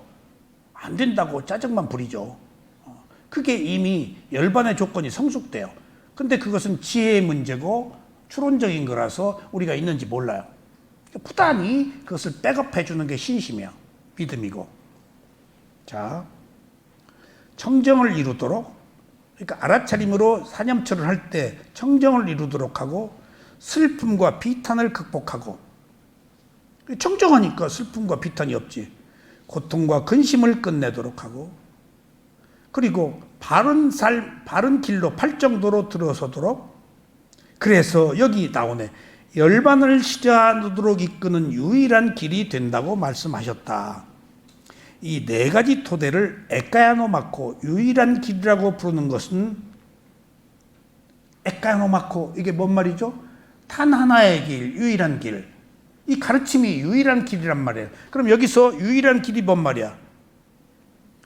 유일한 목표로 이끄는 길.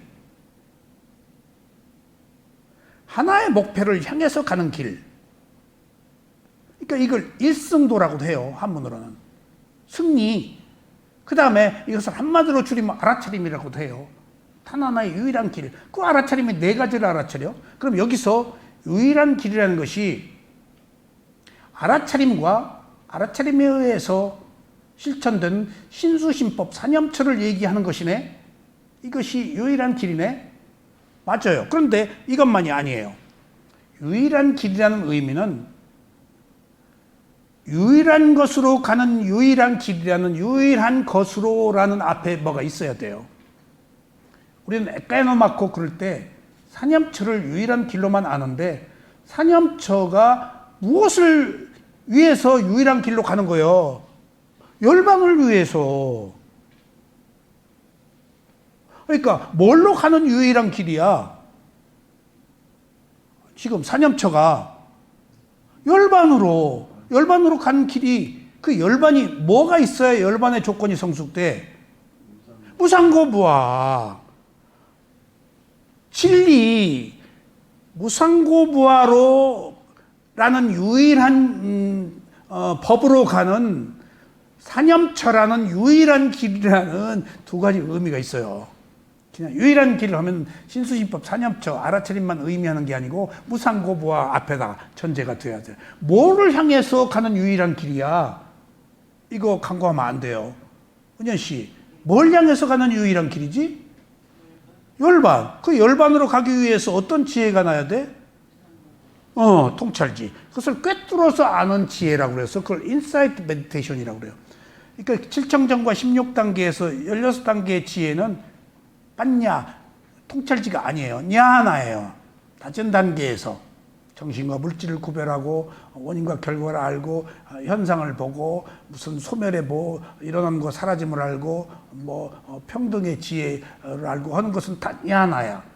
그런 일련의 냐나, 이해, 지혜를 통해서 마지막에 꿰뚫어서 아는 지혜가 뭐라고? 세 가지? 그걸 인사이트 메디테이션, 통찰지라고 그래요. 그러니까 위파사나 수행이란 말이 의역을 하면 무슨 뜻이라고? 통찰지라는 뜻이에요. 위파사나. 대상을 분리해서 볼 때, 알아차림을 가지고 볼 때 내가 개입하지 않았기 때문에 대상이 성품인 무상고무화가 보여서 들어간다. 그러니까 위파사나가 아니면 안 된다는 이유가 거기 있어요. 네 가지 가르침이 이 위파사나니까. 근데 그 사념처 안에 사마타만 있고 위파사나가 빠지면 안 돼요. 위파사나가 반드시 있어야 돼요. 사마타도 있으면 좋죠. 근데 사마타 없이도 들어갈 수 있고 사마타와 위파사나가 함께 있어도 괜찮아요. 근데 위파사나는 반드시 필요해요. 없으면 안 돼요. 그러니까 꿰뚫어서 아는 무상고무화의 지혜이기 때문에 찰나산매가 아니면 무상고무화를 알 수가 없어요. 그런 차이가 있습니다. 그래서 유일한 길이라고 말하는 여기서 것은 무상고무화란 유일한 진리로 가는 사념처라는 유일한 길을 의미합니다. 아셨죠? 자, 이제 그 밑에 해석을 좀 했을 거예요. 이 토대를 네 가지를 유일한 길이라고 부르는 것은 편협한 독단주의적 주장을 내세우려는 것이 아니라 이게 편협한 독단주의적 주장이 뭐지? 이것이 최고야. 이거 아니면 안 돼. 그런 말이 아니라는 얘기예요. 그걸 뭐라 그러지? 도그마라 그래요. 독단적 교리. 에? 독단적 교리를 뭐라고? 영어도 잘해. 도그마. 이거 아니면 안 돼. 그런단 말이에요. 여러분들 나 아니면 안 돼. 믿지 마. 이 수행 아니면 안 돼. 다 그것을 증명할 수 있어야 돼. 그래서 깨달음은 있어도 깨달은 자는 없다라고 하는 이유가 어느 특정한 한 인격이 자기 것이다, 이것이다라고 주장하면 안 되는 거예요. 법은 무아이기 때문에 어느 특정한 인물을 지칭하면 안 돼요. 붓다는 없어요. 깨달음을 아는 순간순간의 마음만 있지. 붓다라는 자가 무한데. 명칭이 지금 붓다지. 내 이름이 지금 묘원이 지금 납니까? 내 본명이 납니까? 그렇게 부르자고 개념으로 지금 설정한 거 아니에요. 그냥 부를 뿐이야. 붓다도 무상고부화를 아는 사람이지 그것이 꼭 고타마 시달타는 아니야. 없어. 고타마 시달타가 무아이니까. 깨달음은 있지. 그 깨달음이 무상고무하고 그 깨달음에 이르는 길이 신수인법 사념처다 그 얘기예요. 그러니까 이 위파사나 수행이 아니면 안 돼라고 하는 그 이야기가 독단적 교리 도구만 아니다. 이런 다 이유들이 있다. 왜냐하면 무상고부화를 알아야 되기 때문에.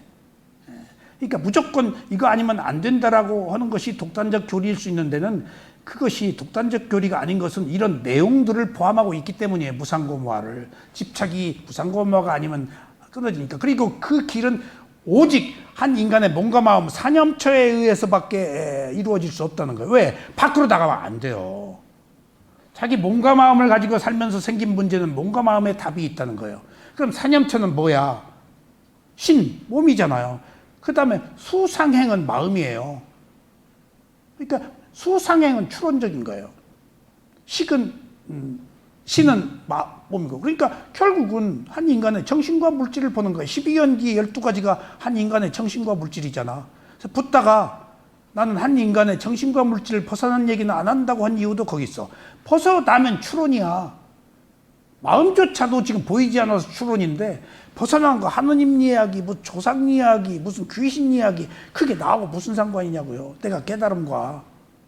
다 가설이고 실제하지 않는 것 만들어서 방편으로 설정한 것들이지.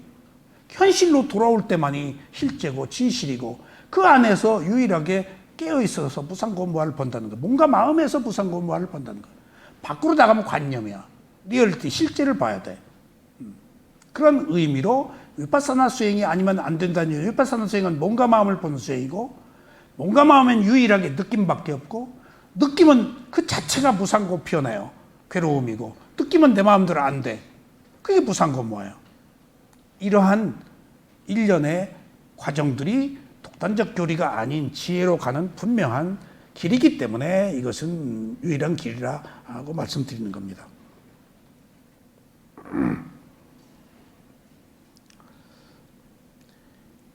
이 토대를 유일한 길이라고 부르는 것은 편협한 독단주의적 주장을 내세우려는 것이 아니라 해탈은 바른 알아차림을 수행하는 가운데 얻어지는 경험의 장에서 통찰적 수관에 의해서만 성취될 수 있다는 점. 통찰적 수관, 통찰한다, 무상고무를 한다.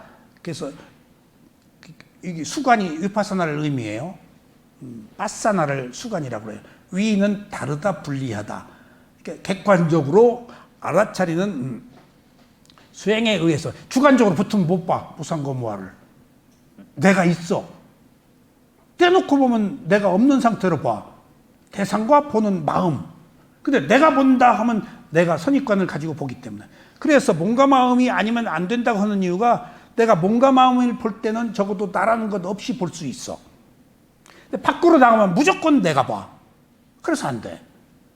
낙엽 떨어지는 것을 보고 시몬, 낙엽 밟는 소리가 들리는 것은 무상이야, 아니면 시야? 연천? 시몬, 낙엽 밟는 소리가 들리는 것은 그게 무상이야, 시야? 시요. 무상은 낙엽 밟는 소리 아니야. 자기 몸과 마음에서 일어나게. 나가면은 무조건 내가 있어. 그래서 무상 아니야. 무상고무 아니에요. 시가 나와버려. 시가. 시는 감상이야. 자아를 가지고 자기 견해야. 그건 통찰지하고 달라. 그래서 꿰뚫어 알지를 못해. 정서적이고 아름다운 감성적인 마음은 있지만 그것이 집착이야. 그게 집착이야. 그게 윤회하는 길로 가는 길이야. 객관화가 안 돼. 자아가 붙었어. 그래서 그것은 위파사나 수행의 통찰지에 이를 수가 없습니다. 그래서 그것을 조금 문장을 어렵게 했네요. 자, 알아차림의 4가지 적용 중에서 몸에 대한 관찰 그 말이죠. 존재의 물질적 측면과 관계된 것이고, 그렇죠? 다른 3가지는 전적으로 그런 것만은 아니지만 주로 마음의 측면과 관련된 것입니다. 그 얘기입니다. 사념처에서 물질은 몸이고요. 수념처, 심념처, 법념처는 마음의 영역입니다. 정신적 영역. 근데 부처님이 여기서 느낌을 넣었다는 사실이 굉장히 중요한 거.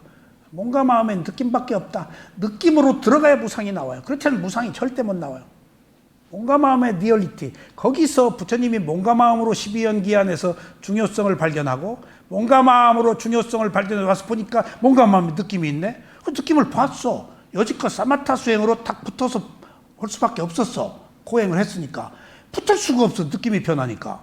또 붙여. 안 붙어. 느낌이 변하니까. 대상이 변하니까 그것을 보는 내 마음도 변해. 여지껏은 관념적 수행을 해서 뭐 무다, 허공이다, 땅이다, 뭐 나무다, 뭐다 라고 관념적인 언어, 명칭 그것을 대상으로 하니까 척 붙어. 선정의 고요함이 생겨. 근데 몸과 마음으로 와서 느낌을 처음에 발견했네. 몸과 마음의 중요성을 발견된 거 최초로 인류사의 푸자가 제일 중요한 것이 몸과 마음을 가지고 살면서 생긴 문제는 몸과 마음에 답이 있다는 거야. 12연기로. 저 12가지 노란 바탕에 있는 게 한 인간의 몸과 마음에서 일어나는 현상들이에요. 그리고 몸과 마음으로 오니까 이번 칸에 느낌이 있는 거예요. 느낌을 보니까 변하네. 붙을 수가 없어. 어쩔 수 없이 대상도 변하고 그것을 아는 마음도 변하고 보니까 분리가 된 것이 그 다르다, 분리가 위파사나예요. 그래서 위파사나가 거기서 탄생된 거예요.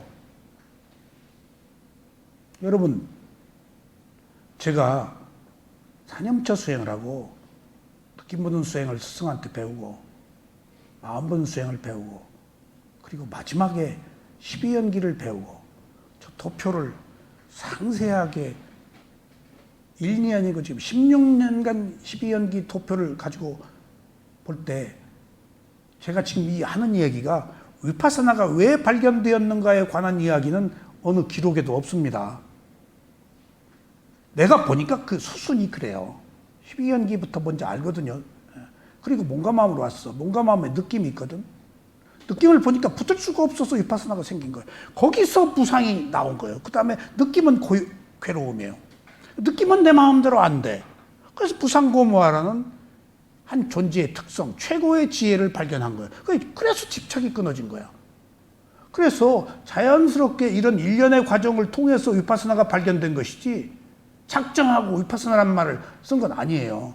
이런 일련의 사티파타나 수타 안에 이런 보는 방법이 위파사나야. 그래서 위파사나 얘기가 경전에 많지 않아요. 수석서에 조금 나오고 경전에도 있어요, 있기는. 근데 사티, 사마디 할 때는 사마타 수행이고 사티, 삼파잔나 할 때 그 삼파잔나가 위파사나예요. 그 다음에 아파마데나가 뭐야? 불방일. 그게 사티, 사마디, 사티, 삼파잔나를 다 아우르는 최고의 단어예요, 불방일이. 열심히 노력해서 알아차리라가 위파사나 수행, 사마타를 포함해서 다 계속해서 알아차리라 그런 최종적 의미로 그렇게 그런 언어로 표현돼요. 사마타 위파사나 안 그래요. 두 개가 함께 가니까 우리가 색다르게 위파사나라는 말이 생경해서 자꾸 위파사나 그러지 이 책 속에 다 녹아 있어요. 사념처 수행이 위파사나예요. 특별하게 위파사나 할 건 없어요. 그래서 우리가 무슨 선원 할 때 그 선원이란 말이 무슨 뜻이죠? 은현 씨. 사마타 선정수행이에요. 자나 선자 들어가면 사마타 위파사나 아니에요. 그러니까 무슨 선원 하면 위파사나가 몰라요. 거기서는. 예. 아셨어요? 그래서 저도 그걸 모르고 한국 위파사나 선원 하다가 선자가 선정수행이고 위파사나가 나는 정작 선정이 아닌 순수 위파사나를 한 사람인데 그래서 한국 명상원으로 이름을 바꾼 이유도 선자가 들어가면은 사마타 수행이에요. 그렇게 그 언어상의 문제가 있습니다. 그래서 이제 거의 끝나갑니다. 그래서 사념처 중에서 신은 이제 다음 시간부터 오늘부터 하려고 그랬는데 조금 이제 늦었어요. 물질과 정신인데 물질을 몸이라고 안 하고 이제 물질이라고 안 하고 몸이라고 한 이유를 다음 시간에 말씀드릴게요. 일단 정신과 물질로 돌아온다 해서 신념처는 물질이고 수심법은 정신이다. 그래서 불교는 대상으로서 그 마음을 정화하고 개발하는 지혜니까 것이기 때문에 심리학이에요. 심리적 측면에서 심리학을 뛰어넘어서 실천적 마음을 알아차리는 수행으로 지혜로 완성되는 게 불교예요. 그래서 일체 유심조다라고 하는 그 말도 마음의 중요성을 의미해요. 불교는 마음을 공부하는 것이에요. 마음을 개발하는 것이에요. 그래서 마와나 수행이라는 그 의미가 마음을 개발하는 것이라는 게 몸 개발하는 거 아닙니다, 여러분들. 몸 병 나으려고 이 수행하는 거 아니에요. 병은 늘 있어요. 원인과 결과로. 그거 있으나 마나 그렇게 중요하지 않아요. 병 없는 사람이 없기 때문에 업의 과보로 받은 거 어떡할 거예요? 그 마음을 개발해서 병이 있어도 내가 뛰어넘고 청정한 마음을 갖는 것이 우리들의 최종적 목표입니다. 병 여기서 다루질 않아요. 생로병사에서 12연기 안에 생과 노사 12연기 안에서 병 뺐잖아요. 살아있는 것이 병인데 뭐 색다르게 병을 이러고 저러고 할 것도 없어. 살아있는 그 자체가 다 병인데 정신병, 욕망의 병, 몸의 온갖 병, 창제도 있잖아요. 생존 자체가 병이에요. 그래서 그냥 있는 병, 몸과 마음으로 국한해서 생노사지. 그러니까 생과 노사라고 할 수도 있고 병을 넣는 경우 추석서에서는 넣어요. 조금씩 이제 부처님도 법문하실 때 조금 다릅니다. 사람에 따라서. 이 네 가지 수행을 모두 필요로 합니다. 완성하려면 수행을 해 나가는 꼭 정해진 순서는 없지만, 그러니까 신수신법 사념처에서 없지만은 대체로 수관의 기본적 영역으로 먼저 다루게 되며, 수관, 그러니까 위파사나 수행의 대상으로 어느 것인지 하나 먼저 선택한다. 그리고 다른 것들은 알아차림의 힘과 명료함을 얻은 연후에 시야에 들어옵니다. 먼저 이 얘기는 먼저 호흡부터 봐라 그 얘기예요. 주 대상인 호흡이 특별해서 보는 게 아니고 보기 쉬워서 살아있는 동안 제일 두드러진 것이고, 몸으로 올 때 몸에서 가장 두드러진 것은 호흡이니까. 몸도 행주자화가 있고 뭐 다 여러 가지 많아요. 근데 보기가 좋아서, 그러니까 대상이 분명하니까 마음을 기울이도록, 그래서 모든 수행자들, 부처님으로 모든 아라한들, 모든 수행자들은 먼저 주 대상을 호흡으로 삼아요. 특별한 이유가 있는 게 아니에요. 호흡 하나 가지고도 무상고무화로 열반에 들어갑니다만은 결국은 장애가 생기니까 느낌과 마음 보는 수행, 법을 보는 수행을 해야 되겠더라고요. 근데 다행히 느낌 보는 수행, 마음 보는 수행을 지도하는 스승이 없습니다. 고행가는 느낌 보는 수행 위주고, 쇠오민 스승이 느낌과 마음 보는 수행을 지도하는데 매우 한정된 사람이 배웁니다. 그 스승 딱 제자 한 명도 없더라고요. 내가 그 제자 한 명한테서 배웠어요. 그런 것처럼 법이 있어도 모든 사람들이 그렇게 다 배우고 그런 거 아니에요. 미얀마라고 해서 깜짝 놀랐어요.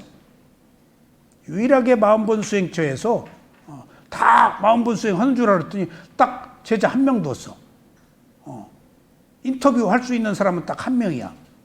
야, 이게 관념과 실제에서 이렇게 수행이 어려운 거구나 하는 걸 또 느꼈어요. 겉보기하고는 그렇게 내용이 다르더라고요.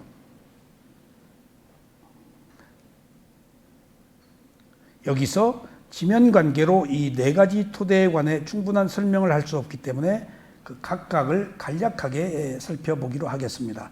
여기서 수관이라는 것은 주시한다. 그러니까 그 계속해서 본다 그런 의미예요. 집중이라는 의미가 포함되어 있어요. 관찰. 빠사나가 사전 찾아봐도 없어요. 위 빠사나의 빠사나가. 위는 분리, 다르다, 특별하다 라고 해서 객관화해서 보다, 무상고무화를 보다 그런 의미가 있어요. 근데 빠사나는 정확한 얘기는 추시보다인데, 빠사나, 아누빠사나라고 해서 계속해서 보다라는 그 빨리어 의미가 있더라고요. 그게 이미 집중이 포함되어 있는 거야. 계속해서 보지 않으면은 무상고무화를 못 봐. 보고 또 거기 꼬리표를 붙이면 안 돼. 복잡해요. 보고 말아야 돼. 보고 어떤 애라 꼬리표를 붙이면 상이 들어가 버린 거예요. 그냥 알아차림만 있어야 돼. 그래서 보고 말고는 생각을 뭐 판단을 하지 말고, 보고 알아차리고 말고, 알아차리고 말고, 알아차리고 말고 할 때 그냥 알아차리기만 해야 돼. 계속. 그럼 알아차리가 없고 번뇌가 그래야 없어져요. 알아차리고 있고 하면 있고 하는 순간 생각이 들어와서 탐진치가 들어와요. 그것을 제가 이 12연기 스승한테 알고 말고라고 배웠어요. 그리고 보니까 나중에 알고 없고 알고가 없고 되더라고요. 아무것도 없어. 알고. 그게 무상고무화를 발견해서 집착이 끊어진 거예요. 그래서 깨끗한 청정의 즐거움이 들어와요. 그래서 다음 시간부터는 몸을 알아차리는 수행부터 네 가지를 한번 차례로 살펴보겠습니다. 감사합니다.